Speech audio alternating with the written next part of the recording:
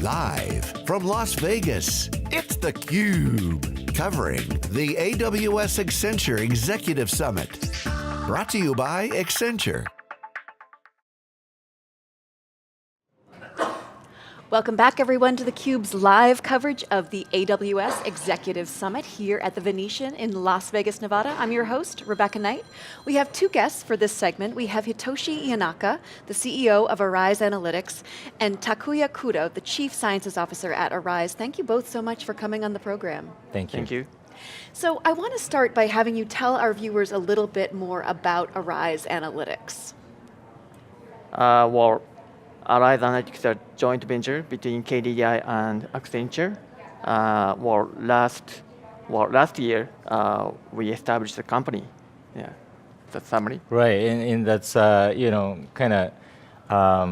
we provide like talent capabilities, and the KDDI is kind of number 2, the mobile network operator in Japan, has 50 million subscribers, massive data, so there are a lot of room to cook, but they don't have enough capability to support that. So that's why we kind of married together. And it helps companies leverage a wealth of knowledge, resources, and data between firms to bring about digital transformation. Right. That's what you're doing. So talk a little bit about what you've seen so far. So we have 2 assets. KDI has big data, and Accenture has a lot of analytics skills. So using this assets, we built an integrated analytics platform hosted on AWS. And our first challenge was to reduce churn out to the other operators. And we scored the churn risk to more than 40 million subscribers. And by digging into the data and using machine learning algorithm. And data includes tariff plan, contract period, and lifestyle service usage. And we optimize customer channels and contact timing, and to target customer efficiently.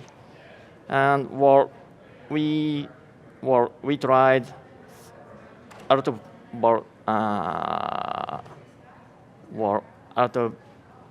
outbound too? Yeah, outbound telemarketing. Okay. Yeah. And we can get a good result. And as it was not only due to our activities, but last year, only KDDI could increase the market share among 3 network operators in Japan. That is our achievement. Yeah. That's very impressive. So Yeah. can you talk a little bit about the initial pilot, in particular what you saw? Taku, do you want to? Right, so as he mentioned, we have 2 work streams, gigantic work stream. One is for consumer facing, right? So customer churn and outbound telemarketings, or recommendation engines based upon digital streaming data, because we have massive digital consumption data too, not just about mobile handset data. And another work stream is B2B, a business domain, which sounds like not related to mobile network operators, but they have massive network to sell to B2B customer. So we utilize those gigantic data, combine those, maybe I can mention about it later, but combine those data, creating new service model. So that's quite a new IoT initiatives for B2B layers and consumer initiatives, to support ongoing current business. And you're using this in a variety of sectors. In particular, I wanted to ask you about one that you're doing with Toyota and a taxi service. Right. So should I mention?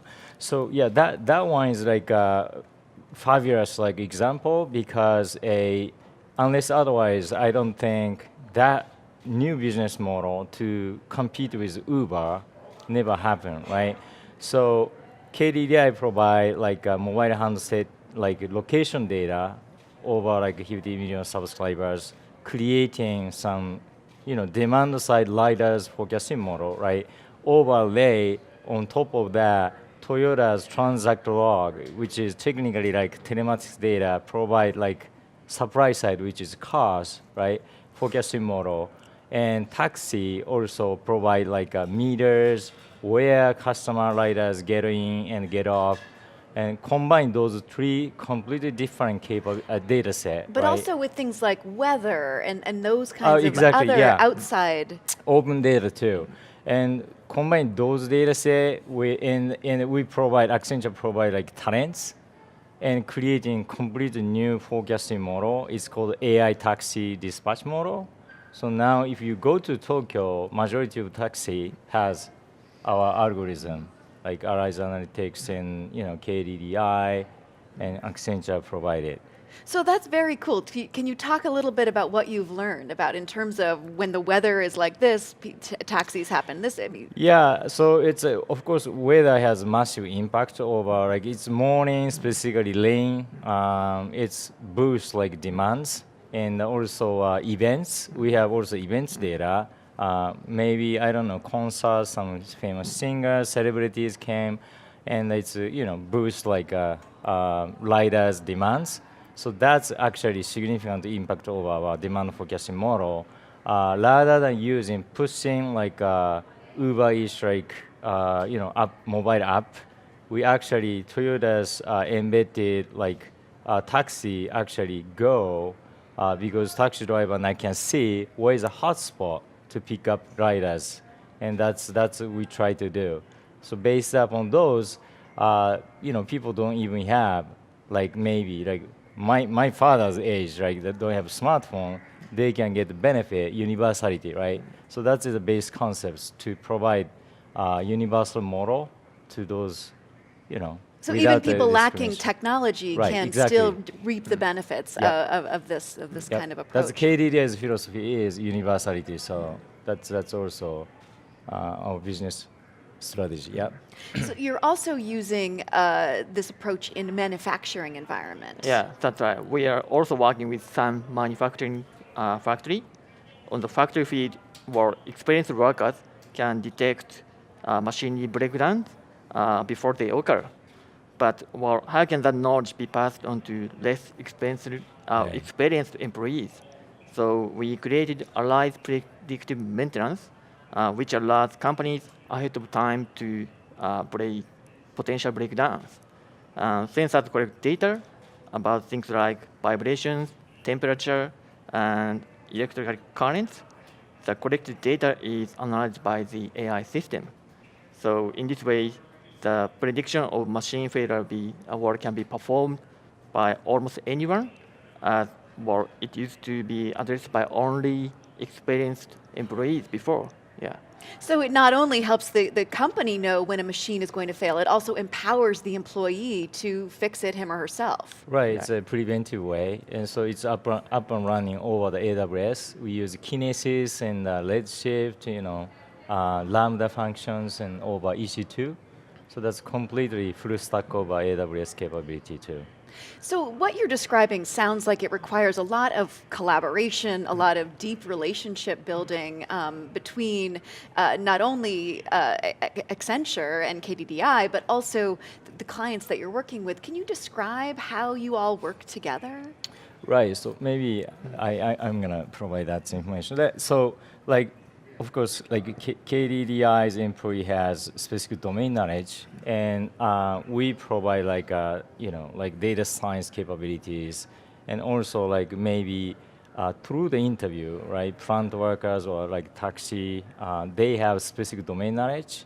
So combine those collaboration. It's called two in a box, and we collaboratively paired each employees, and supply the knowledge each other. So that it's just one is not enough, but as a team, integrated over the AWS and creating very strong team, and that's we try to cherish, and that's culture, and to boost the data science, data-driven companies' decision-making process. So I think our viewers are pretty amazed and impressed with what's going on. But in this era of 5G and IoT, what's next? What are you working on? It's a relatively new partnership. Mm-hmm. What are some of the most exciting things in the pipeline? So the 5G, very strategic. So we are strategizing right now in terms of 5G and IoT, but definitely one of the pieces could be like deep learning, right? And also virtual realities, which nobody has done before. So that's where we try to collaborate with other sectors, industry to create new.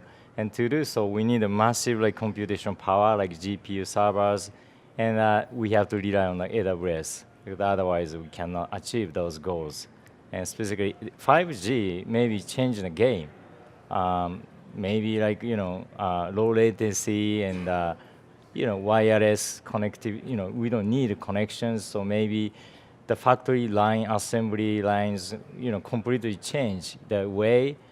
Could be like edge computing, no more. Maybe like fog computing, right? In between like server and edge because of the 5G. I don't know, but we are strategizing now in a very exciting moment we are doing right now. Indeed it is. Yeah. Well, Hitoshi, Taku, thank you so much for coming on theCUBE. This was a lot of fun. Thank you, Thank you. very much. I'm Rebecca Knight. Stay tuned for more of theCUBE's live coverage of the AWS Executive Summit coming up just after this.